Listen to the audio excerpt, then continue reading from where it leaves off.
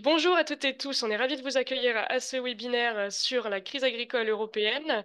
On est aussi ravis d'accueillir quatre intervenants de qualité. Pour commencer, Panayotis Kalfounsos, qui est notre intervenant grec et qui est président de la Farmers Cooperative Thessalie de Thessalonique. Euh, Tesgui. On a aussi pour le collectif Nourrir Mathieu Courgeot, qui est donc son coprésident. Aurélie Catalo, qui est directrice agriculture France à l'IDRI.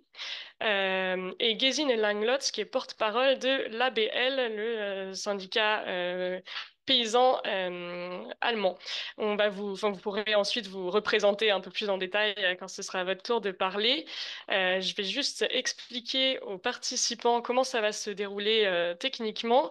En fait, chaque intervenant va parler dans sa langue maternelle et donc pour pouvoir entendre la langue que vous souhaitez en tant que participant, vous avez un bouton en bas de l'écran qui s'appelle Interprétation. Et donc, quand vous cliquez, vous pouvez choisir d'écouter en audio original, donc sans interprétation si vous parlez la langue qui est parlée à l'instant, ou bien vous choisissez l'anglais, l'allemand, le français ou le grec. Ça devrait donc marcher pour tout le monde. Voilà, n'hésitez pas à faire des allers-retours entre les langues aussi si c'est utile pour vous. Et enfin, pour poser des questions, il y a une section Q et R, questions-réponses, pareil en bas de l'écran. Vous pouvez poser vos questions et on prendra un quart d'heure à la fin pour y répondre. Voilà, j'espère que c'est bon pour vous. On va pouvoir commencer. Le but de ce webinaire est donc d'analyser. Alors, je vais juste. Voilà. Le but de ce webinaire est donc d'analyser les causes de cette grande crise agricole européenne qu'on observe actuellement dans différents pays et aussi de voir ensemble quelles seraient des potentielles solutions pour en sortir et permettre à tous les paysans et tous les consommateurs de vivre dignement et de s'alimenter sainement. Pour commencer, j'ai donc une première grande question qui concerne les causes donc, de cette crise. Et je vais vous demander à chacun de m'expliquer quelles sont, selon vous, donc, les causes principales, structurelles et conjoncturelles de cette crise dans les dernières années, mais aussi plus récemment, s'il y a des éléments déclencheurs que vous identifiez dans vos pays et au niveau globalement européen. On va commencer donc avec Panayotis sur la situation grecque. Je rappelle qu'en Grèce, donc, il y a eu notamment une catastrophe naturelle, Daniel, qui est arrivée il y a quelque temps et qui a compliqué les rendements des agriculteurs. Mais vous allez nous expliquer tout ça et puis plus globalement pouvoir le remettre dans le contexte.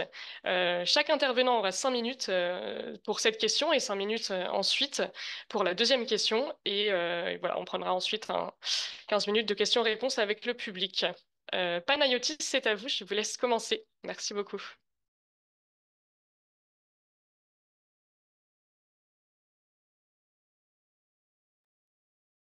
Καλησπέρα. Είμαι ο Παναγιώτης Καλφούτζος, πρόεδρος του Συνεταιρισμού Αγροτών Θεσσαλίας ΤΕΣΓ και ευχαριστώ πάρα πολύ για την πρόσκληση. Θεωρώ ότι είναι πάρα πολύ σημαντική να ακουστούν οι γνώμες από 3-4 χώρες και να ανταλλάξουμε τις απόψεις μας. Οι λόγοι που έχουν οδηγήσει στην ελληνική κρίση είναι πάρα πολλοί. Στην Ελλάδα αυτό το οποίο αυτή τη στιγμή βιώνουν οι Έλληνες αγρότες έχουν να κάνουν με το υψηλό κόστος παραγωγής, το οποίο έχει καταστήσει Grecs sont confrontés à des coûts de production très élevés et ça n'est tout simplement pas durable, pas tenable pour un certain nombre de cultures. La situation ne peut pas perdurer ainsi et donc une de nos principales revendications en tant qu'agriculteurs porte sur le prix du diesel agricole. Donc, nous voulons qu'il soit détaxé, défiscalisé. Et de son côté, le gouvernement nous propose un pourcentage par hectare Alors, ce qui se passe aujourd'hui, c'est que les prix des carburants ont été multipliés par 3. Les coûts des carburants ont été multipliés par 3 en très peu de temps, en quelques années. Et ça, c'est un véritable problème parce que nous avons des cultures qui ont besoin de beaucoup d'irrigation et aussi de beaucoup de carburant. Nous avons aussi d'autres problèmes. Nous sommes confrontés à une hausse des prix qui ont doublé, voire triplé par rapport notamment aux engrais et aux autres intrants dont nous avons besoin. Et dans le même temps, nous constatons que les prix, et en particulier les prix au cours de l'année dernière, euh, ont beaucoup augmenté. Enfin, pardon, ils ont plutôt baissé sur le maïs notamment. Autrement dit, nous recevons une rémunération moindre alors que les coûts, eux, continuent d'augmenter en permanence. Et nous avons des machines qui coûtaient 60 000 euros il y a quelques années et qui coûtent aujourd'hui 150 000 euros. Donc, globalement, ce que l'on peut dire, c'est que dans tous les domaines, sur tout ce dont on a besoin, les prix augmentent, tandis que les prix des produits que nous cultivons sont en permanence à la baisse. À cela s'ajoute bien sûr la crise économique que traverse le pays. Il y a eu la pandémie de Covid, donc vous comprendrez aisément que pour les agriculteurs, le moment est venu de mobiliser et de descendre dans la rue parce que les coûts de production ont augmenté et ça tient au fait que, il n'y a plus la moindre vision pérenne de l'agriculture. Mais ce n'est pas un problème typiquement grec, c'est un problème qui vaut pour toute l'Europe. Ensuite, en ce qui concerne les droits des agriculteurs par rapport à la nouvelle politique agricole commune, ce que l'on constate en Grèce, c'est que on a choisi 10 formats différents côté gouvernement grec. Mais ça n'est pas tenable parce que on voit que les petites exploitations ont beaucoup de mal à entrer dans les critères. La transformation vers une agriculture verte, plus verte, c'est évidemment une bonne chose, ça ne fait pas l'ombre d'un doute, mais ça s'est tout simplement mis en place trop vite. Ça a été formulé un petit peu à la va-vite sans vraiment approfondir les sujets. À cela s'ajoutent les difficultés de la géopolitique et au cours des derniers jours, ce que nous constatons, c'est un virage au sein de la politique européenne et les mesures qui doivent être mises en place sont plus ou moins revues à la baisse, voire suspendues. Mais ce que veulent les agriculteurs grecs, ce pourquoi nous descendons dans la rue, c'est la chose suivante. Nous voulons, nous voulons que tout ce qui concerne les réglementations en matière d'engrais et en matière d'intrants, toutes les dispositions prévues pour une agriculture verte doivent être conçues de façon à ce qu'on puisse effectivement les appliquer. Et là, nous avons besoin de réponses claires de la part de l'Union européenne. Ce que nous voulons, nous, agriculteurs, c'est une nouvelle planification de la politique agricole commune qui repose sur de nouvelles structures capables d'intégrer différents paramètres, notamment la guerre en Ukraine, mais aussi les conséquences de la pandémie. Merci. Merci beaucoup, Panayotis, pour cette vision globale de la situation grecque. Je vais passer tout de suite la parole à Dankeschön, Tanja Notis, für diesen Überblick über die griechische qui est Situation. porte-parole du Und syndicat paysan allemand. Et es Vielen demandais Dank. la même question, voilà, quelle est la Jetzt situation en ist, Allemagne et pourquoi wird uns jetzt etwas darüber les berichten, wie agriculteurs es ne... in Deutschland aussieht, warum die Landwirte dort auf die Straße gegangen sind und protestiert haben. Bonjour et merci de votre invitation. Est-ce qu'on m'entend à peu près? On vous entend à peu près. Alors, en Allemagne, les choses ont commencé avant Noël puisque le gouvernement prévoyait de retirer une détaxation du diesel agricole et donc ça a entraîné des manifestations. Les agriculteurs sont descendus dans la rue. Pour le reste, les autres sujets n'ont pas vraiment été mis en avant au départ, même si maintenant on voit d'autres acteurs qui entrent dans la lutte, notamment les associations agricoles et les paysans libres. Alors là, c'est vraiment euh, un groupe plus extrémiste. Et ces manifestations de paysans euh, ont engendré une semaine d'action avec des manifestations dans la rue. Et pour beaucoup d'agriculteurs, ça a été une vraie surprise de voir à quel point toute la profession était unie, parce que ce n'est pas toujours le cas. Alors,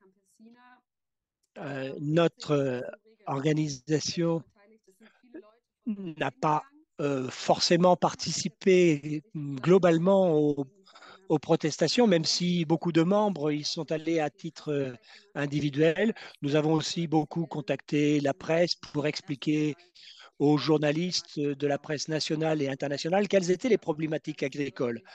Mais il faut aussi reconnaître très clairement que les voix que l'on entend le plus dans les manifestations euh, ont des visions assez contradictoires de ce qu'ils attendent de la politique agricole. Les uns veulent une ouverture sur une approche plus libérale, d'autres évidemment pas. Mais certains veulent une libéralisation encore plus poussée de la politique agricole, tandis que d'autres ne veulent qu'une approche très nationale. Alors, au départ, tous ces acteurs très différents ont essayé d'agir ensemble. Et on le voit aussi dans dans les manifestations, le tableau présenté était très hétérogène parce que les situations sont très hétérogènes. Et alors, il y a ce conflit entre le libéralisme de marché et le protectionnisme qui traverse complètement le monde agricole. Bon, les problèmes de la politique agricole commune, on les connaît, les prix, le fait qu'on est pris entre l'État, les règles de l'Union européenne et les marchés mondiaux. Mais alors, ce qui est intéressant, c'est de voir comment les choses vont maintenant évoluer. Et il faut qu'un acteur central aborde l'ensemble de ces problèmes économiques, puisque finalement, pour le moment, dans ces manifestations, ce qui ressort, c'est une haine de ceux qui veulent plus d'écologie, plus de biodiversité, etc. Et c'est présenté comme si tout ça n'était pas atteignable. Et donc la question que je me pose et que beaucoup de mes collègues se posent également, puisque nous essayons d'avoir une vision plus progressiste de la politique agricole, la question c'est comment faire en sorte que pour les exploitations agricoles, il soit économiquement possible de promouvoir la biodiversité, une agriculture plus écologique. Et donc, c'est intéressant de voir ce que vont donner ces manifestations du monde agricole dans les diverses élections au plan régional, national et lors des élections européennes. Mais on ne sait pas ce que ça va donner. Voilà où nous en Merci sommes sur ces beaucoup, manifestations. Gabriel, pour cette situation allemande. Et c'est effectivement intéressant voilà, de mettre toutes ces situations dans chaque pays en parallèle. Et on va passer donc au troisième pays qui est représenté, qui est la France. avec Mathieu Courgeot, qui est le coprésident du collectif Nourrir. Mathieu, je vais te demander aussi voilà, en 5 minutes environ, de dresser un petit point de situation sur la France, qu'on comprenne mieux ce qui s'y passe. Juste 2 minutes, j'entends un petit bruit de fond. Je ne sais pas si quelqu'un qui ne devrait pas avoir son micro allumé, il l'a toujours allumé, mais je ne crois pas. Voilà, mais personnellement, j'entends un petit bruit. Je ne sais pas si je suis la seule. Mais bon, en tout cas, si ça vous dérange pas plus que ça, on va donc pouvoir poursuivre avec Mathieu. Je te laisse la parole. Merci, bonjour à toutes et à tous. Je pense que c'est un peu dérangeant de ce bruit. Ah, si, ça devrait être bon. Et donc, moi, je suis agriculteur, je suis éleveur laitier dans l'ouest de la France et donc co-président du collectif Nourrir, qui est un collectif qui représente 54 organisations, donc à la fois des organisations paysannes, mais aussi des organisations environnementales et de la société civile. Voilà, donc peut-être quelques mots sur notre analyse, alors qui rejoint largement celle des collègues qui ont parlé avant moi, mais d'abord celle des mobilisations d'une ampleur qu'on a rarement vue quand même, hein. Ça fait longtemps qu'il n'y avait pas eu de mobilisation aussi importante de la part du monde agricole. La deuxième, c'est que je crois qu'elle recouvre enfin qu'en fait c'est pas une crise, c'est des crises qui sont très multiples, avec quelquefois, ça a été déjà dit aussi, des demandes qui peuvent être divergentes ou des analyses qui peuvent être divergentes. Et donc, ce qui fait que pour les politiques, c'est quand même pas simple d'y répondre, je pense. Et puis après, peut-être quand même que le fond commun, c'est qu'il y a un véritable colère, une véritable colère, je pense, et un mal-être dans le monde agricole, dans la plupart des cas, hein. Et donc, cette colère, voilà, je crois qu'elle est le symptôme quand même de quelque chose qu'il faut prendre en compte. Et puis, si ça se propage au niveau européen, c'est quand même sans doute pas Äh, anodin. En Wenn tout cas, le das message, je auf pense. Bauernhöfen festzustellen ist, ist das ja nicht von ungefähr.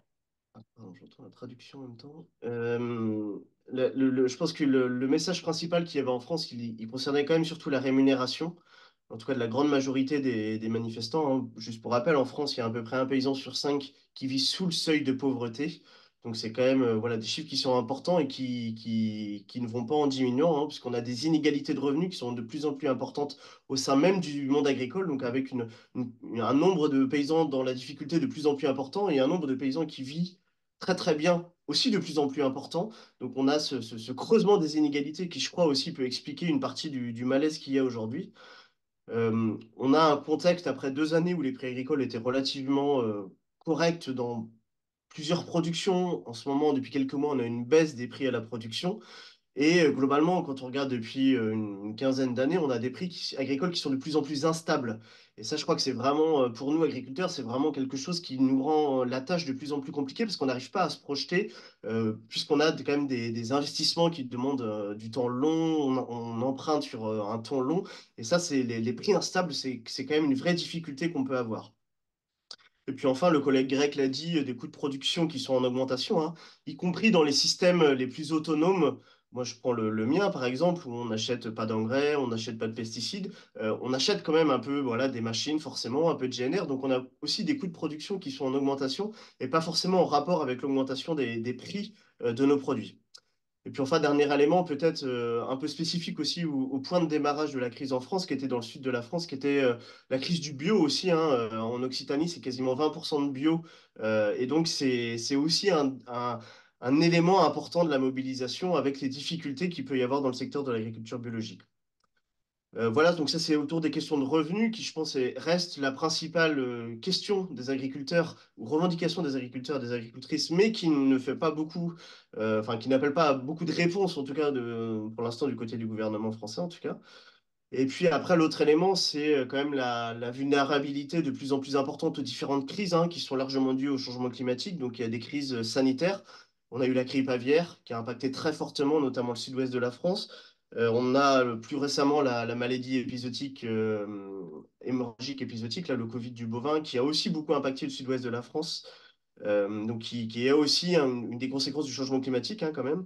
On a des inondations, des sécheresses qui s'accroissent quand même de plus en plus et donc qui accroissent ce sentiment d'incertitude et de vulnérabilité pardon, du monde paysan. Et puis enfin, peut-être un dernier élément, c'est l'absence de renouvellement des générations. On est de moins en moins d'agriculteurs et d'agricultrices. Il y a 200 fermes qui disparaissent par semaine. Et donc ça, ce front-là d'absence de perspective sur qui va reprendre ma ferme, sachant qu'on a voilà, quasiment la moitié des paysans qui vont partir à la retraite dans les 10 ans à venir, cette incertitude-là sur qui va reprendre ma ferme, je crois qu'aussi elle est pas forcément citée dans les priorités, mais en tout cas, je pense que ça fait partie du fond de ma lettre qui est quand même aussi très important. Et peut-être un mot quand même sur la question des normes, hein, qui est un sujet qui est beaucoup monté. Je crois qu'il ne faut pas l'éluder, ce débat-là, hein. Nous, paysans, enfin, c'est vrai qu'on derrière le mot norme, en fait, on peut mettre des réalités qui sont très très différentes. Mais peut-être une norme qui nous concerne beaucoup, c'est autour de la dépendance de notre revenu, du revenu agricole aux aides de la PAC. Aujourd'hui, en France, c'est 80% du revenu agricole qui est fait par les aides de la PAC. Et donc, je pense que ça aussi suscite ce malaise qui est très important de se dire, mais en fait, voilà, est-ce que le prix de nos produits, le fruit de notre travail, en fait, il vaut pas grand-chose, puisqu'on on dépend de façon très importante des aides de la PAC. Donc, je crois que aussi un symbole de malaise important. Et puis, voilà, il y a certaines productions où, quand même, le poids des normes, il peut être important, hein. Je pense aux collègues qui sont en circuit court, par exemple, qui font de la transformation, ceux qui font du plein air aussi, hein, on a vu sur la volaille, sur les porcs, voilà, qui peut y avoir de la complexité. Et puis enfin, sur ce fond aussi d'inégalité, enfin sur les échanges commerciaux avec la question des normes sur les importations, qui je pense même si ça recouvre des réalités très différentes, suscite aussi un profond malaise.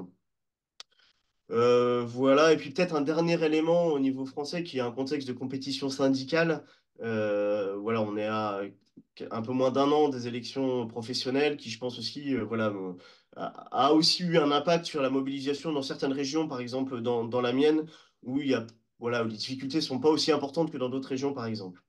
Voilà, enfin, en tout cas, c'est un ensemble de situations qui appellent à des mesures conjoncturelles, structurelles très fortes, enfin des mesures structurelles très fortes, je pense, et un peu partout en Europe, parce que c'est une crise qui dure depuis trop longtemps maintenant pour être ignorée et mise sous le tapis. Merci beaucoup, Mathieu. Et pour terminer, on parlait effectivement donc des normes européennes notamment. Aurélie, je sais que tu as beaucoup travaillé sur la PAC et la politique, enfin tout l'ensemble des politiques agricoles européennes. Est-ce que tu peux compléter donc à la fois l'analyse pour la France et puis plus globalement au sein de l'Union européenne, est-ce qu'il y a des politiques particulières qu'il faut pointer du doigt dans cette crise? Voilà, comment l'IDRI voit les choses? Bonjour à toutes et à tous, merci pour l'invitation. Donc, je m'appelle Aurélie Catalo et je travaille pour un think tank français qui s'appelle l'Institut du développement durable et des relations internationales. Alors, un peu en guise de synthèse des différents enjeux qui ont été présentés par les interlocuteurs venant de 3 États membres, je pense qu'on peut dire que l'ensemble du système alimentaire européen fait face à des défis qui sont globalement très nombreux et communs à toute l'Union européenne. Bien sûr, on a des structures agricoles qui sont très différentes d'un État membre à l'autre, mais justement, on essaye, par le biais d'une politique agricole commune, d'apporter des réponses qui sont à la fois communes mais adaptées aux enjeux des différents États membres, tout en mettant les agriculteurs des différents États membres en compétition sur un marché commun. Et donc ça résulte dans une situation de forte tension pour les agriculteurs européens. Si on essaye de faire un peu la liste des enjeux auxquels les agriculteurs français et européens font face, on a un peu 3 grandes catégories de défis. Il y a les défis plutôt de nature économique, où ça va être bien sûr et en premier lieu la question du revenu, qui est l'idée d'avoir un revenu suffisant, mais aussi un revenu qui est stable dans le temps, comme le disait Mathieu. Il y a la question évidemment aussi de fournir une alimentation saine et en Die quantité Fragen einer pour nous ignorer ausreichenden und gesunden Ernährung environ der 2017. Leute der Menschen innerhalb der Europäischen Gemeinschaft, aber auch außerhalb. Und dann gibt es im wirtschaftlichen Bereich auch die Frage eines zunehmenden Ungleichgewichts zwischen Angebot und Nachfrage. Wir haben dann noch die Frage der, der Generation, des agriculteurs, de la reconnaissance de la dignité de cette fonction d'agriculteur dans nos sociétés. Et enfin, il y a les défis de nature environnementale. Et là, on a parfois un peu tendance à réduire ce défi à la seule question de la baisse des émissions de gaz à effet de serre émises par les agriculteurs. Elle fait partie des défis, mais ce n'est pas le seul. Quand on parle de climat en agriculture, il faut aussi penser stockage de carbone dans les sols, il faut aussi penser adaptation de l'agriculture au changement climatique Et au moins dans une petite mesure, il faut aussi penser à la fourniture d'une biomasse issue de l'agriculture pour d'autres secteurs de l'économie pour que eux puissent faire leur décarbonation. Et à ces différents enjeux climatiques s'ajoute aussi l'enjeu de préservation, restauration de la biodiversité et des ressources naturelles, notamment la ressource en eau. Et donc là, je viens de dresser quand même une très longue liste de défis. Et c'est bien à la totalité de ces défis-là que les agriculteurs européens doivent faire face. Et ils constatent aujourd'hui que le système alimentaire européen tel qu'il est organisé, notamment par la politique agricole commune, ne leur permet pas de répondre à tous ces enjeux-là. Et donc, je pense que assez légitimement, il peut y avoir l'expression d'une colère ou d'un mal-être de la part de la profession agricole. Alors après, quels ont été particulièrement les éléments déclencheurs, puisque la liste de défis que je viens de dresser, elle était valable au mois de janvier, mais elle était valable aussi il y a 6 mois et elle sera encore valable dans 6 mois. En tout cas, en France, il est indéniable qu'il y avait une colère qui grondait depuis le mois de novembre, puisque certains groupes locaux des syndicats agricoles majoritaires français avaient commencé une mobilisation dès le mois de novembre autour de la revendication On marche sur la tête. Et cette revendication, elle a vraiment pris une toute autre dimension mi-janvier, fin janvier, lorsque nos camarades allemands ont eux-mêmes fait des mobilisations. L'exemple allemand a sans doute été l'étincelle qui a embrasé la campagne française en ce début d'année 2024. Là-dedans, on a beaucoup entendu que c'était peut-être la faute au pacte vert si les agriculteurs français et européens se manifestaient maintenant pour exprimer leur colère. En réalité, déjà, on entend deux choses un peu contradictoires. Ce serait parfois de la faute du pacte vert, c'est-à-dire l'Union européenne qui voudrait aller trop loin en matière de régulation environnementale, mais on entend aussi parfois que c'est de la faute d'une surtransposition en France, c'est-à-dire la France qui voudrait aller plus loin que ce qui est obligatoire au niveau européen. Donc déjà, on sent que là, il y a un peu une contradiction.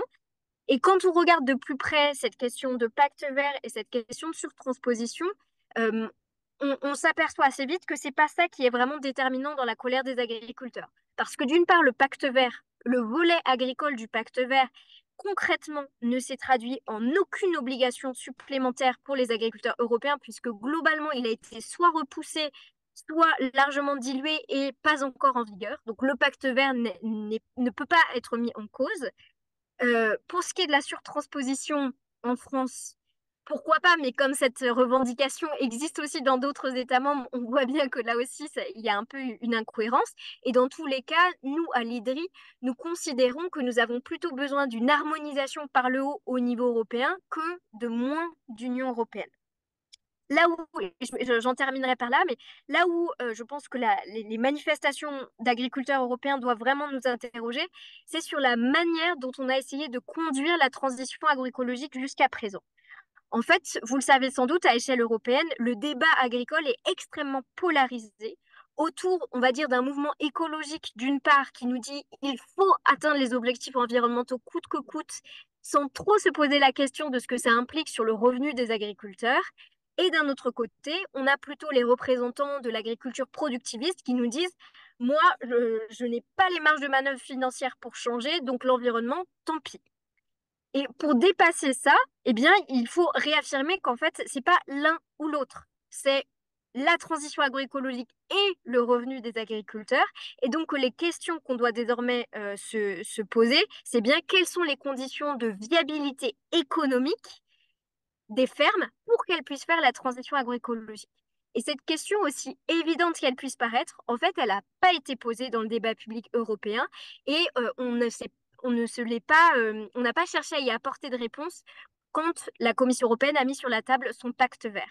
Et donc désormais, il faut qu'on ne renonce pas aux objectifs du pacte vert, mais qu'on réinterroge la méthode et la prise en compte des considérations économiques des agriculteurs lorsqu'on cherche à accompagner la transition agroécologique. Merci beaucoup, Aurélie. Ça nous permet, tout ça, toutes ces réflexions nous permettent de clore cette première partie sur voilà, la liste des enjeux auxquels font face les agriculteurs européens dans leurs différents pays. Et on va pouvoir, par la même occasion, donc passer à la deuxième partie de ce webinaire qui est vraiment comment agir voilà, contre cette crise, quelles sont des pistes d'intervention politique concrètes qu'on peut avoir à la fois au niveau local et au niveau européen. En particulier, nos dirigeants de différents pays on voit que souvent ils pointent les normes environnementales. Là, on a une réponse en France de la part du gouvernement qui était d'arrêter de mettre en pause le plan Éco-Phyto, donc contre les pesticides. En Italie, on entend aussi que l'augmentation de la taille des exploitations serait peut-être une solution pour apporter de la résilience environnementale et aussi de la rentabilité économique aux agriculteurs. Je voulais aussi vous interroger sur comment vous voyez ces réponses apportées par quelques gouvernements ou quelques syndicats. Voilà. Alors j'en profite juste pour vous dire, donc on va commencer cette deuxième partie avec Gesine qui va donc s'exprimer en allemand. Et voilà, c'est pour les interprètes aussi, comme l'interprétation du français vers l'allemand se trouve aujourd'hui dans la case français. Et quand on clique sur l'interprétation, c'est une petite erreur technique. Donc je vous invite, ceux qui doivent écouter l'allemand maintenant, à se remettre dans l'allemand ou l'audio principal. Ça, c'est pour les interprètes. Vous savez normalement ce que vous devez faire. Voilà, je donne donc la parole à Gesine Also, sur la situation allemande, encore une fois, ich et puis gebe comment das Wort jetzt an Gesine quel point d'intervention und vous voyez pour l'Allemagne et pour l'Europe Sie au niveau sehen dann local, für national. Deutschland, Oui. Europa auf nationaler und internationaler Ebene. Gesine. Okay, also ich habe jetzt ein bisschen mit meinem alten Französisch verstanden, dass ich jetzt noch mal kurz Bon, die. je vais essayer de comprendre avec mes restes de français. Ah, par contre, on n'entend plus Gesine, dont l'image s'est figée. Ich verstehe Französisch nicht so richtig. Bin ich jetzt gefragt worden, Est-ce ob qu'on m'a ich demandé sie. d'intervenir maintenant, demande Gesine. Ah, oder, Kann sie jetzt Dolmetsch diese abschalten. zweite Zeile anfangen?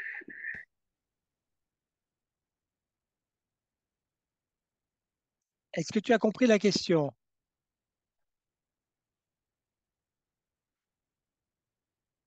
Bon, je vais vous parler un petit peu des réactions possibles du point de vue allemand, si c'est bien ça, hein.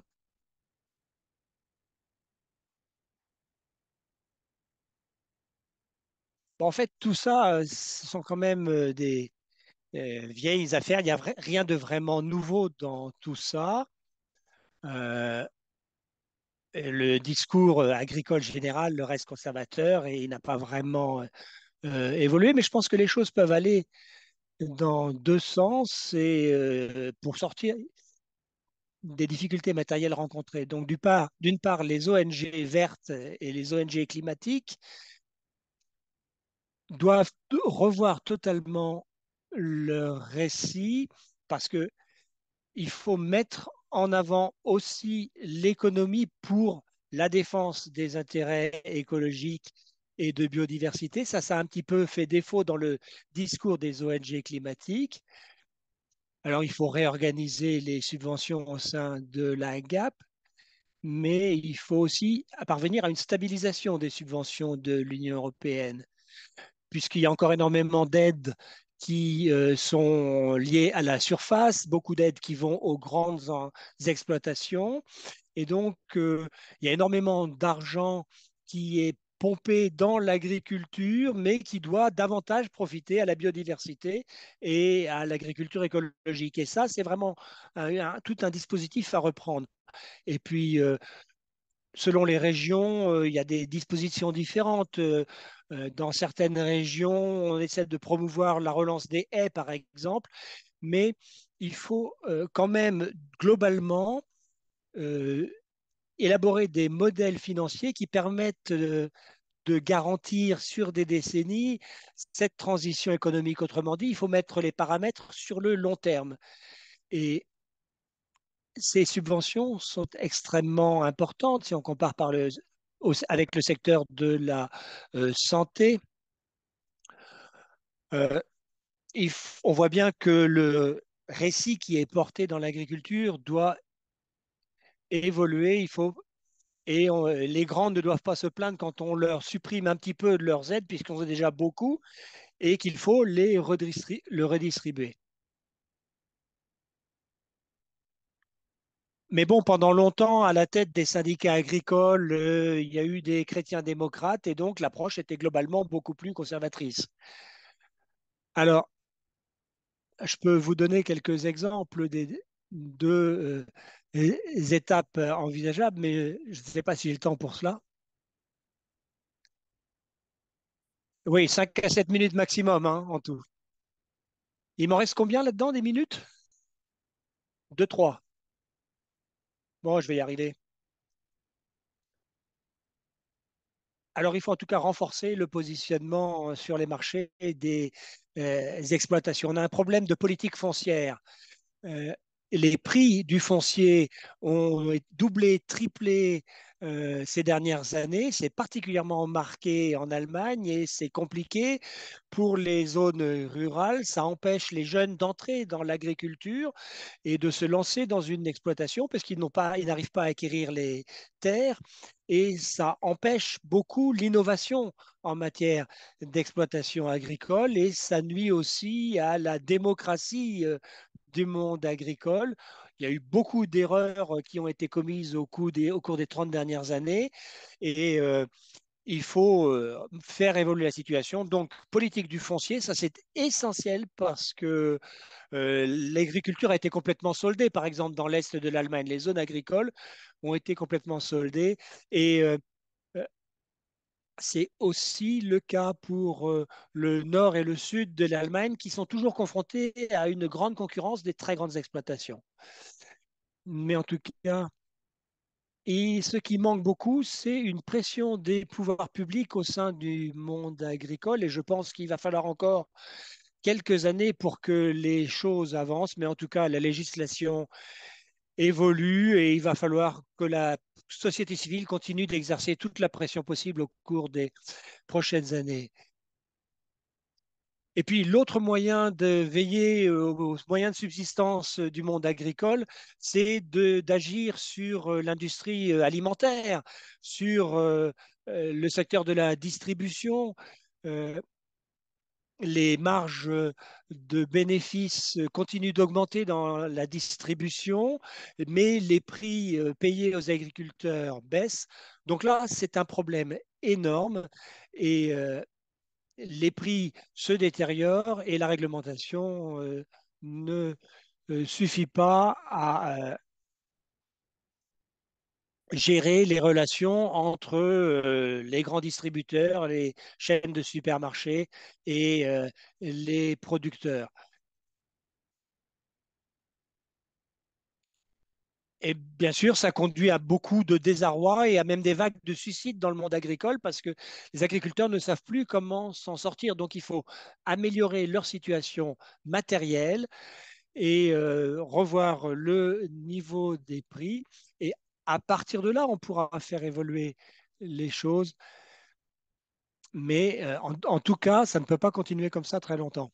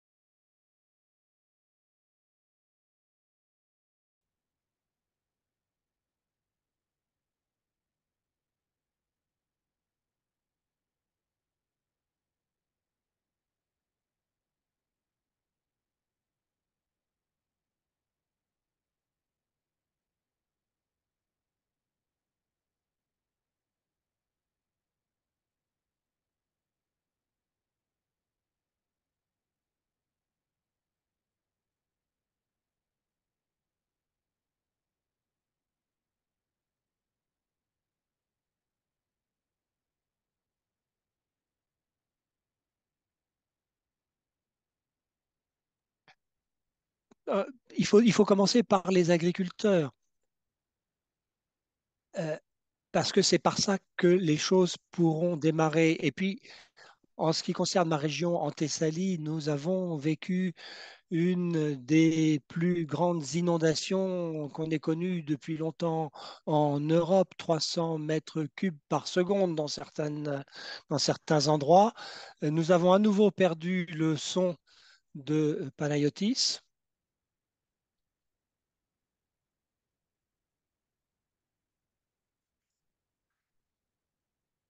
Le changement climatique, ce n'est pas quelque chose qui va nous tomber dessus un jour ou l'autre. Il faut le gérer ensemble dès maintenant. Et pour les agriculteurs, il faut se préparer et réduire les risques qui en résultent. En outre,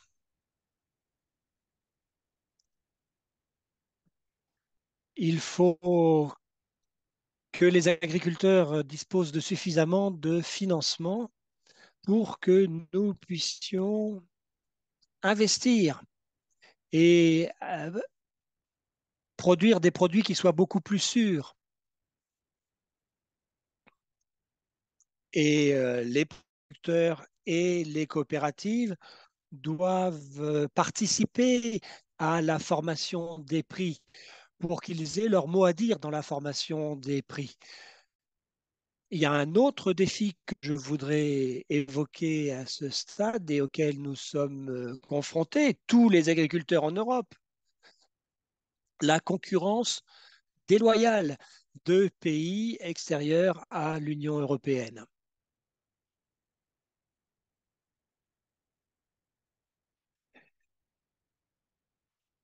Dans ces pays extérieurs à l'Union européenne, il n'y a pas de véritable contrôle en matière de qualité et de teneur des produits. Il y a juste quelques tests par échantillonnage des produits qui franchissent les frontières extérieures de l'Europe.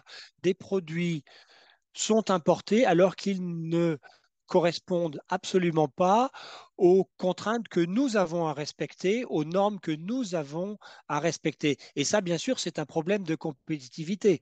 C'est la raison pour laquelle je crois que bon, il y a des accords bilatéraux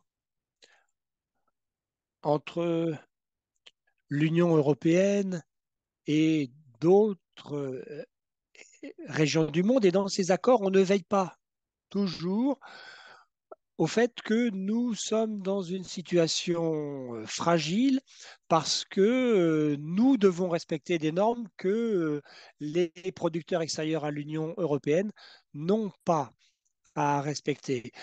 Et alors, bon, il faut voir comment les agriculteurs qui travaillent en agriculture biologique vont pouvoir vivre de leurs produits. Parce que l'agriculture biologique, ça veut dire que nous avons des produits de qualité, mais en termes quantitatifs, nous sommes en dessous de ce que produit l'agriculture traditionnelle. Et donc, pour passer au bio, il faut compenser cet écart. Enfin, je crois que en ce qui concerne la politique agricole commune, il y a des caractéristiques régionales, des spécificités bioclimatiques au sein de l'Union européenne qui varient d'une région à l'autre et il faut en tenir compte en nous concentrant davantage sur les spécificités locales, les problèmes spécifiquement locaux puisque les agriculteurs grecs n'ont pas les mêmes difficultés que les agriculteurs allemands. Et donc, la politique doit être organisée de façon à ce que l'on voit clairement les avantages des diverses régions et que nous soyons globalement tous plus compétitifs sur les marchés mondiaux. Et il y a un plan en la matière qui a été présenté par les pouvoirs publics et comme je le disais d'entrée, c'est dans ce sens-là qu'il faut faire évoluer les choses. Planifier pour voir quels sont précisément les problèmes et quelles sont les solutions les mieux adaptées au cas par cas.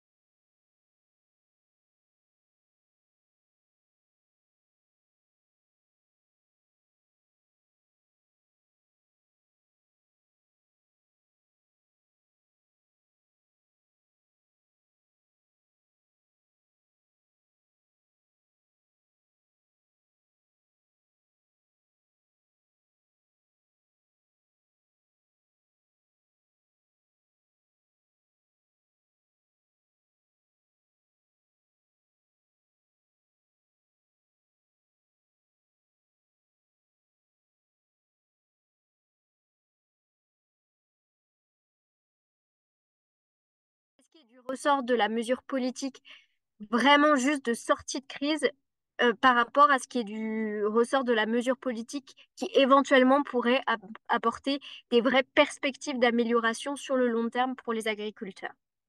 Donc, dans les annonces du Premier ministre français, pour calmer les agriculteurs français, il y a eu d'abord quelques annonces, mais finalement pas tant que ça, sur la question du revenu. Ça s'est beaucoup caractérisé par des aides de crise, donc c'est-à-dire de l'argent public supplémentaire payé plus vite aux agriculteurs en difficulté. Sur la question du revenu, il a aussi été question pas mal de la répartition de la valeur au sein de la chaîne, donc c'est-à-dire notamment le fait que les industries agroalimentaires et la grande distribution soient mieux contrôlées pour appliquer une loi française qui vise à éviter les pratiques vraiment les plus néfastes pour le revenu des agriculteurs. Mais ça, c'est les deux seuls types de réponses qui ont été apportées sur le revenu. Sinon, ce n'est pas un sujet sur lequel se sont vraiment concentrées les annonces politiques. Il y a eu beaucoup d'annonces politiques qui prenaient plutôt la forme de promesses de simplification pour réduire la charge administrative, voire la charge mentale pour les agriculteurs.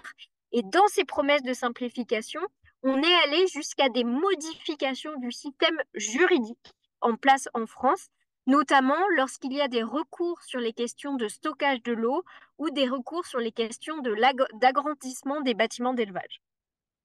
Troisièmement, on a eu dans les annonces françaises beaucoup de reports ou de renoncements sur l'environnement, euh, parfois sur des éléments qui sont propres à des règles françaises et parfois sur des règles qui sont de niveau européen, notamment sur les règles de la conditionnalité de la PAC, puisque vous savez que la Commission européenne, sur pression notamment de la France, a fini par reculer sur une règle de la PAC qui est relative à une part de surface non productive.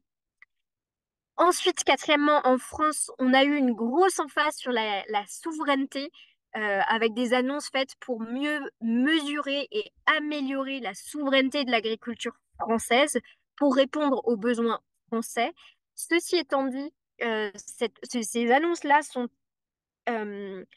étonnante puisque étudier la souveraineté de l'agriculture française tend plutôt à montrer qu'en réalité, nous ne sommes pas souverains.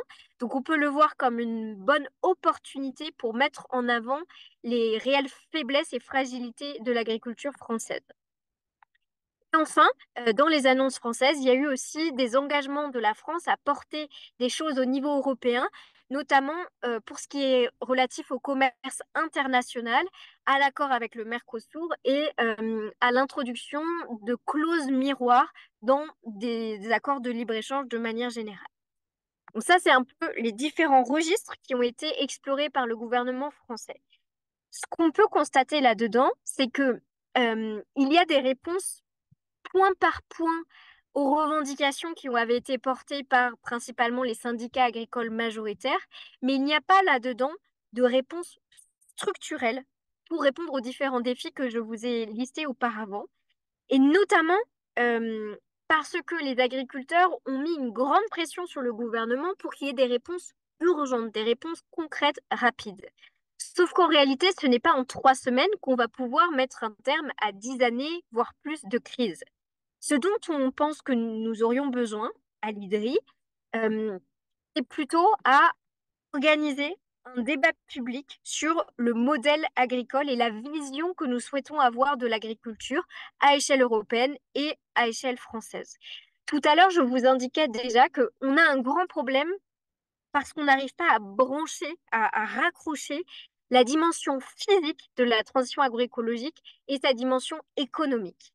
Par exemple, en France, quand on établit notre stratégie de baisse des émissions de gaz à effet de serre pour l'agriculture, on ne dit rien du tout de ce que ça va avoir comme impact sur les volumes de production ou sur les rendements des agriculteurs. On dit juste, si on fait ça, ça va nous permettre de baisser de temps les gaz à effet de serre. Et on ne dit pas aux agriculteurs, eh bien, dans ce cas, vous allez devoir produire, par exemple, moins de blé, mais vous allez devoir produire plus d'autres cultures. Vous allez devoir modifier votre système de production de telle et telle manière. Et ça, c'est ça qui conduit dans l'impasse tous les efforts de politique environnementale qu'on peut avoir. Donc nous considérons qu'au-delà des réponses vraiment rapides de sortie de crise pour satisfaire une partie de la profession agricole, il faut prendre un pas de recul et prendre le temps de mettre les différentes parties prenantes de l'agriculture au niveau européen et français autour de la table pour, euh, pour se mettre d'accord sur les conséquences économiques des efforts environnementaux que nous demanderons aux agriculteurs de faire et du coup en parallèle pour définir les modalités d'accompagnement économique que la société est prête à concéder pour que les agriculteurs fassent effectivement la transition. Parfait, merci beaucoup Aurélie. Et on va pouvoir terminer ce webinaire avant de passer donc aux questions-réponses avec Mathieu du collectif Nourrir, donc également sur les perspectives de sortie de crise du point de vue du collectif Nourrir. Voilà. Et ensuite on passera aux questions. N'hésitez pas à en poser si vous en avez d'autres. On en a déjà 4, mais il y a encore temps d'en poser quelques-unes. Merci à toi Mathieu. Bah d'abord, peut-être pour faire le lien avec ce que vient de dire Aurélie, je crois qu'effectivement, la mobilisation qu'il y a pu y avoir dans différents pays européens, clairement, ça veut dire qu'il y a un souci démocratique. Ça, c'est très clair, hein, puisqu'on a des manifestations d'ampleur un peu partout. Donc voilà, on a cette question démocratique qui est, je pense, au cœur de la crise et au cœur du coup de sa résolution. Donc que ce soit au niveau national ou européen. Clairement, il va falloir prendre le temps de repenser à notre démocratie agricole et alimentaire et sans doute essayer de lier les deux beaucoup plus qu'on le fait actuellement. Donc ça, c'est effectivement une vraie question et un vrai enjeu de la sortie de crise. Et puis après, si on revient sur un certain nombre de mesures, moi je pense que la question du revenu agricole, elle restera au cœur. Donc la question des prix, des prix des produits agricoles, elle restera quand même aussi au cœur. Donc on voit bien qu'il y a des réponses européennes qui sont à apporter, que ce soit au niveau de la dérégulation continue des échanges commerciaux qu'il y ait pu avoir par l'Union européenne. Clairement, il va falloir que l'Union européenne mette un stop à ça et reprenne la main sur les marchés agricoles pour les stabiliser et faire en sorte que les prix couvrent les coûts de production des agriculteurs. Donc ça, c'est quelque chose qui va être à faire au niveau européen. Il y a la question effectivement de la poursuite des accords commerciaux, hein, qui je pense est une vraie question, même si on annonce les échanges commerciaux comme étant de plus en plus progressistes. Moi, je pense que ça reste quand même une vraie question sur est-ce que vraiment il faut faire tourner les aliments autour de la planète, même si c'est plus juste qu'auparavant. Ça pose quand même cette question de fond. Il y a la question de la spéculation sur les marchés agricoles, hein, qui rejoint ce que je disais tout à l'heure. Juste un exemple, hein, les 10 plus gros groupes financiers, ils ont fait plus de 2 milliards de profits sur le premier trimestre 2022. Donc on voit bien qu'il y a des profiteurs de crise, hein. Là, on était en plein pendant la crise en Ukraine. Donc on voit bien qu'il y a de l'argent qui se fait dans le monde agricole et agroalimentaire. Et donc voilà, il y a ces questions de la répartition qui est aussi sans doute très importante. Le deuxième élément, il est aussi autour de la répartition des facteurs de production. Je pense que cette question-là des inégalités croissantes entre agriculteurs, c'est une réalité et on n'arrivera pas à avoir un avenir agricole et alimentaire si on ne traite pas ce sujet de la répartition des facteurs de production. Donc là, j'entends la terre, le foncier. Donc comment est-ce qu'on arrive à mieux répartir le foncier? L'accès à l'eau, on voit qu'il fait débat un peu partout en Europe. L'accès aux subventions, hein, aux subventions de la PAC. Aujourd'hui, on a encore au niveau européen 80% des subventions qui vont à 20% des agriculteurs.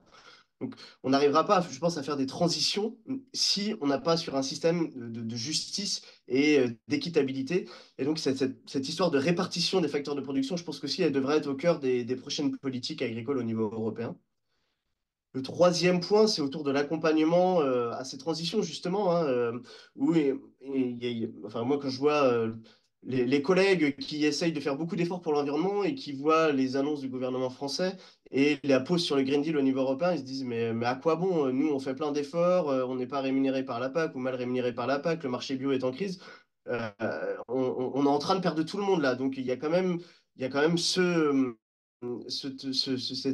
traitement à faire du paquet d'agriculteurs qui font plein de choses super pour l'environnement, pour la relocalisation de l'alimentation, qui va falloir beaucoup mieux accompagner dans les mois et les années à venir. Et donc, évidemment, ça passe par une réforme de la politique agricole commune, hein, vers une autonomisation beaucoup plus importante des fermes, donc de baisser les dépendances aux engrais, aux pesticides, à la machinerie agricole, par exemple.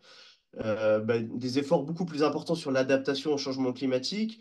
Voilà, la généralisation des systèmes à l'herbe pour les vaches, par exemple. Enfin, voilà, ça fait partie d'un ensemble de choses qui sont aujourd'hui très très mal accompagnées par la politique agricole commune, qui est le grand financier du système agricole au niveau européen.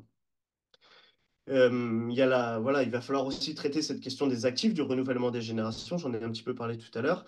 Et puis, peut-être pour terminer, puisque mon temps doit être écoulé, il y a la question évidemment de l'alimentation. En France, aujourd'hui, on a entre 3, 4, 5 millions alors, de gens qui doivent faire appel à l'aide alimentaire. Donc, on voit bien à un bout de la chaîne alimentaire, on a des agriculteurs qui vivent très mal, pour une partie d'entre eux, et à l'autre bout, on a une partie des consommateurs qui ne parviennent pas à acheter les produits. Donc on voit bien que ces questions des inégalités, elle est quand même aussi au centre du débat. Et si on veut la montée en gamme de l'agriculture française et européenne, clairement on a besoin de consommateurs qui achètent à l'autre bout ces produits. Et donc ça passe aussi par une résorption des inégalités au niveau voilà, des consommateurs, donc de la société, et des politiques d'accompagnement pour cette montée en gamme aussi du côté de la consommation. Voilà pour les quelques points de mon côté. Un grand merci à tous les quatre pour toutes ces interventions vraiment passionnantes à la fois sur les causes structurelles et conjoncturelles de cette crise agricole partout en Europe et les quelques solutions qui ont pu être ébauchées ici. Je vous propose qu'on passe aux questions des spectateurs. On en a une dizaine, donc on va peut-être pas pouvoir y répondre à toutes, mais voilà, je vais laisser la parole à Benjamin qui va présenter ces questions peut-être en deux parties et ensuite vous prenez la parole comme vous voulez pour y répondre si ça vous concerne ou non. À vous de voir. On prend peut-être une bonne dizaine de minutes pour les questions et puis ensuite on pourra conclure. Oui, alors il y a des questions qui sont directement pour des intervenants et des questions un peu plus générales. La première vient de Grèce. C'est une question pour Mathieu. Elle demande, lorsque Mathieu fait référence à la baisse des revenus agricoles, est-ce qu'il inclut les transferts des revenus, par exemple ceux de la PAC? En d'autres termes, est-ce que le revenu agricole qui compte ou le revenu des ménages? Puis il y a une question pour Gesine sur l'Allemagne. Est-ce qu'il y a en Allemagne le même phénomène qu'en France de paupérisation des agriculteurs et d'exploitation abandonnée? Ce souci n'a pas été évoqué. Et une troisième question peut-être sur le dialogue stratégique sur l'Union européenne. Pourrait-il faire office de débat public que l'IDRI appelle de ses voeux? Ou sinon, quelle forme pourrait un tel débat public?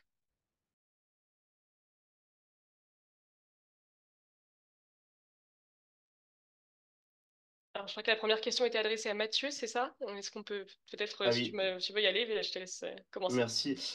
Alors, oui, oui, quand je parle de revenu agricole, je parle aussi bien sûr enfin des aides de la PAC au sein du revenu agricole. Alors, je l'ai dit tout à l'heure, en France, c'est un peu moins vrai au niveau européen, mais en France, il y a environ le chiffre, bon, ça dépend beaucoup des années, mais c'est 80% du revenu agricole qui est fait par les aides de la PAC. Donc, c'est quand même extrêmement considérable. Alors après, c'est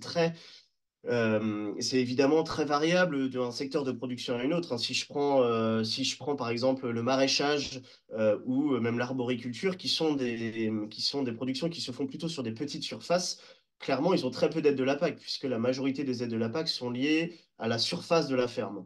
Donc voilà, eux, forcément, sont très peu dépendants de l'aide de la PAC, qu'ils en ont peu, ce qui pose plein de questions, notamment en termes alimentaires, hein. En France, on importe la moitié des fruits et légumes qu'on consomme.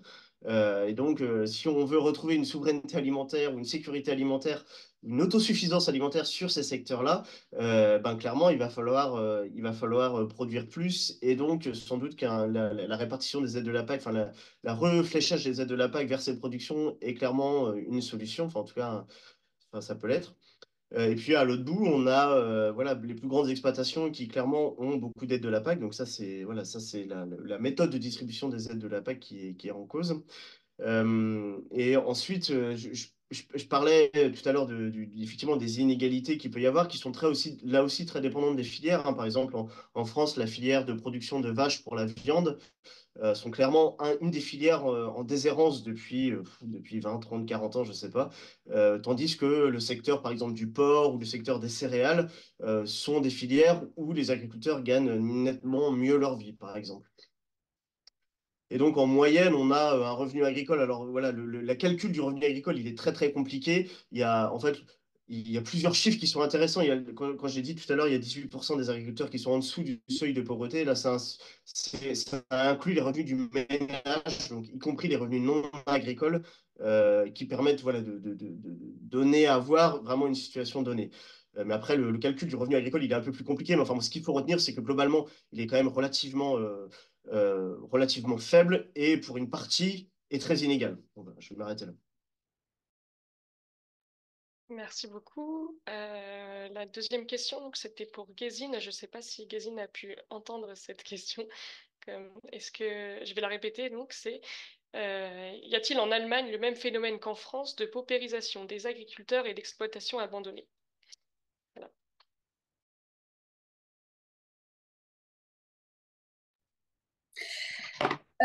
Also mir ist immer wichtig zu sagen, dass das sehr unterschiedlich ist. Also es gibt ja nicht die Alors, je dois Landwirtschaft. dire que la situation est très diverse. On parle de l'agriculture dans la presse, mais ça couvre des réalités très, très différentes, une grande diversité en ce qui concerne les surfaces et aussi le patrimoine engagé dans les exploitations. Il y a des différences régionales, il y a des différences entre l'élevage et les cultures. Et puis, il y a beaucoup de grandes exploitations qui, en fait, ont été rachetées par des investisseurs qui n'ont rien à voir avec le monde agricole. Donc ça, c'est une réalité. Et au cours des 25 dernières années, le nombre d'exploitations a été divisé par deux. Et ça a aussi un impact sur le nombre d'exploitations abandonnées et les exploitations régionales, familiales grandissent évidemment beaucoup moins vite que les grandes exploitations. Il y a en Allemagne aussi des exploitations avec 2500 hectares, 6000 hectares, 6000 hectares sur une entreprise ou un ensemble d'entreprises. Ça existe aussi. Donc, à chaque fois qu'on parle d'agriculture, il faut voir de quoi on parle en réalité. 14% des grandes exploitations exploitent à peine 2 tiers des surfaces. Et donc, est-ce que cette structure, elle est souhaitable? Mais en tout cas, ça montre bien qu'il y a une grande diversité, puisqu'il y a des personnes très riches dans l'agriculture,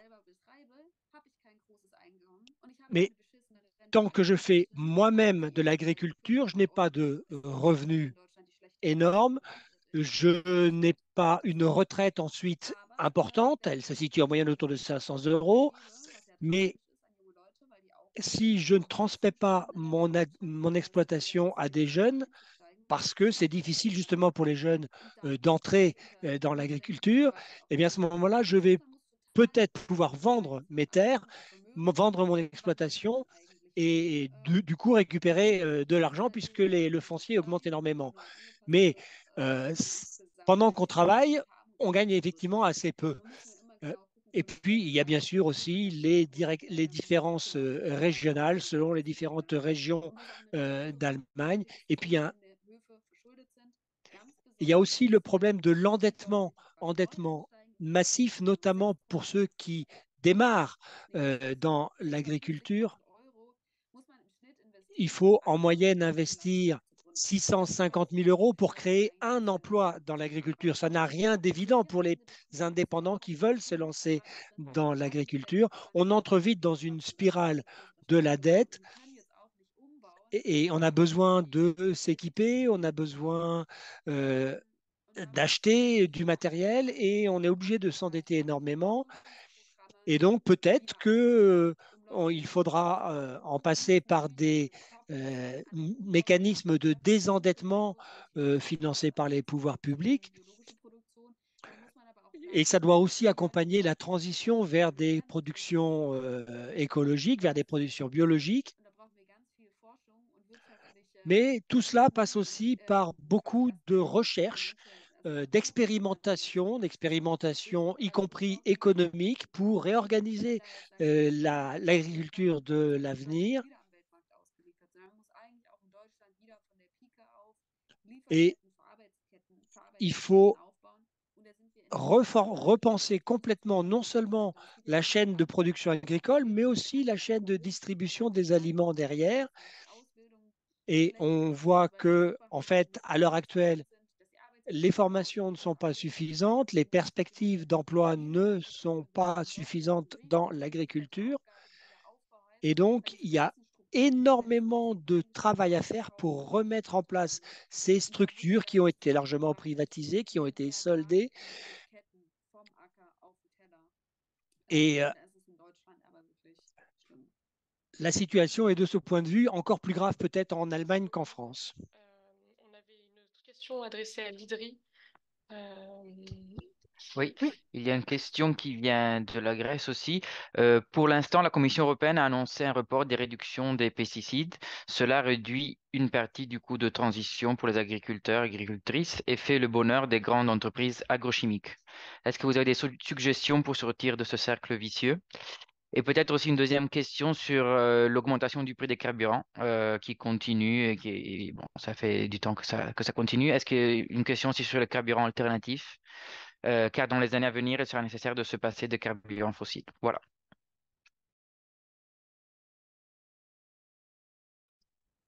Je vais commencer par répondre par la question qui était adressée à l'IDRI sur l'idée de notre débat public. Euh, le dialogue stratégique qui a été lancé il y a quelques semaines par la présidente de la Commission européenne nous semble en effet représenter un mode de discussion qui est très intéressant.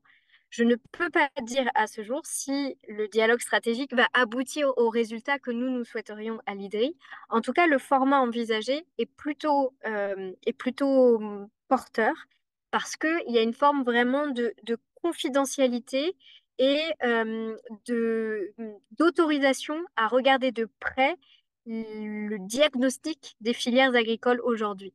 Quand on parle de débat public, on a souvent tendance à penser à une grande convention citoyenne où il y aurait 400 personnes. En réalité, on ne pense pas, nous, à l'IDRI, qu'on puisse élargir à ce point le cercle dès le départ, dans la mesure, et ça c'est vraiment fondamental, où il n'y a à ce jour aucun compromis sur la vision souhaitable pour l'avenir de l'agriculture, y compris au sein de la profession agricole. Et il faut sans doute commencer par ça en premier lieu. Je vais vous donner un exemple. En France, on produit beaucoup de blé. Et on nous dit aussi dans le même temps qu'il faut produire plus de protéines végétales, plus de légumineuses. Tout le monde, enfin tout le monde, beaucoup d'acteurs sont d'accord pour dire c'est super, continuons à faire plein de blé, et aussi pour dire en même temps c'est super, faisons plus de légumineuses. Sauf que la réalité physique, c'est qu'on ne va pas agrandir la surface agricole française. Si on fait plus d'une grande culture, comme par exemple les légumineuses, ça va se faire au détriment d'autres productions, notamment sans doute du blé. Et aujourd'hui, on n'a jamais de dialogue entre ces filières-là et il n'y a pas de consensus pour dire, OK, nous sommes effectivement d'accord pour produire plus de légumineuses, quitte à ce que ça diminue les surfaces françaises en blé et donc que ça diminue notre capacité d'export du blé. Or, nous pensons qu'il est absolument indispensable de commencer à avoir ce type de dialogue et de consensus, d'abord au sein de la profession agricole, puis ensuite avec un cercle plus large. Et là, on pourra tout à fait envisager de mettre dans la boucle des citoyens ou envisager quelque chose de plus participatif. Mais il faut vraiment avoir en tête qu'on part de très loin sur l'absence totale de vision partagée, y compris au sein des filières agricoles, sur ce qu'impliquent les transformations physiques nécessaires pour la transition agroécologique.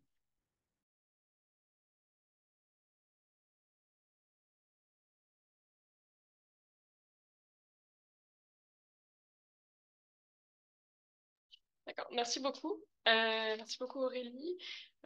Sur les questions qui ont été posées jusqu'ici, est-ce que Panayotis voudrait ajouter son point de vue? Alors je vois qu'il y a peut-être attendre juste une minute pour que toutes les traductions arrivent en même temps. Mais ensuite, voilà, on propose de terminer avec une intervention de Panayotis pour répondre aux différentes questions qui ont été posées. Et puis on pourra clore ce webinaire.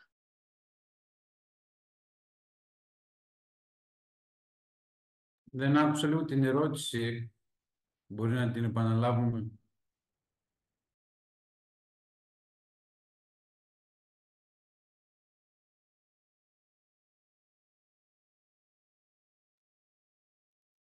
Δεν ακούγεται ο ήχος.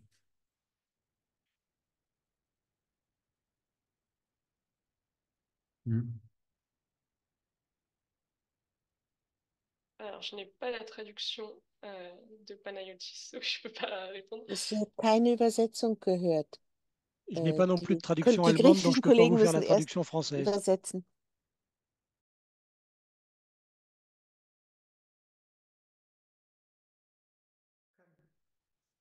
Es scheint ein technisches Problem zu geben. Est-ce que Panayotis voudrait répondre à une des questions qui a été posée? Je ne sais pas si les traductions fonctionnent encore. Est-ce que pour Panayotis, c'est bon? Vous me comprenez?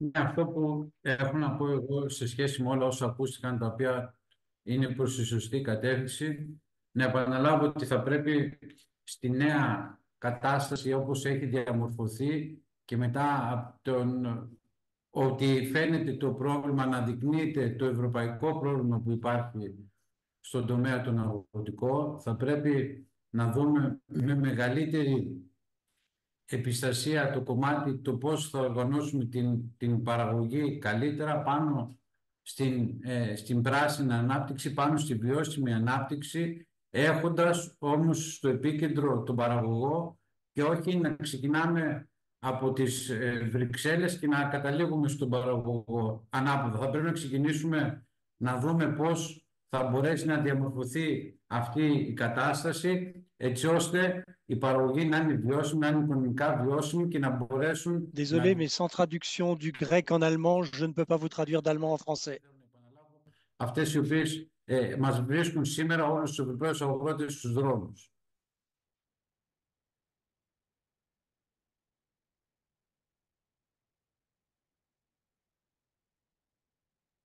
Ok, je crois qu'il n'y a malheureusement pas eu de traduction dans aucune des langues.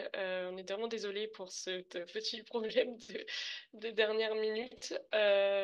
On me dit que les interprètes grecs ont bien traduit, mais qu'il y a eu un problème de micro peut-être pour cette dernière question. Bon, voilà, j'espère que le reste du webinaire, en tout cas, tout le monde a pu entendre dans sa langue.